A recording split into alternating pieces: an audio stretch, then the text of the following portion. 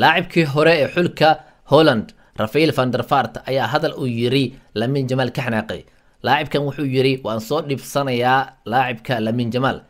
maadaama uu buumada hoosta u dhigo markii uu kubadda ku jiro ciyaarayo laacibkan akhlaaqiyan ma fiicno ayuu yiri laacibkii markii Lamine Yamal xulkiisa Holland ayuu baxayay marka Lamine Yamal wuxuu sameeyay gool qurux badan ayuu ka dhaliyay xulka Holland kadibna dabaaldeg ayuu sameeyay kaasoo ah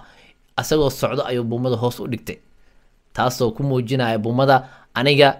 iyo dhaqamadeyda waay marka laacibkan da'da yar ee baraha bulshada sida xoog u haysto sidoo kale TikTok muuqaalka uu soo dhigo malaayiin ayaa daawato saacado kadib ayuu wuxuu soo dhigay muuqaal TikTok malaayiin ayaa like saartay sidoo kale malaayiin ayaa daawatay laacibkan da'da yar oo iska faraxsan oo waliba ku jiro da'yar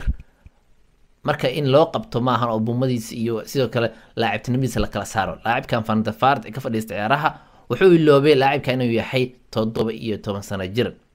waa kana sida Afrikaanta u danseena maadaama Afrika uu ka soo jeedo aabihiis iyo hooyadiisba laakiinse Spain uu ku dhashay kusoo dhawow qiso podcast waxaad ka heli doontaa sportiga iyo sidoo kale qisooyinka iyo dhacdooyinka caalamka haloobi muuqaalka inaad like saartid sidoo kalena subscribe saartid channelka si aad u heshid muuqaalada kusoo dhawaada qiso podcast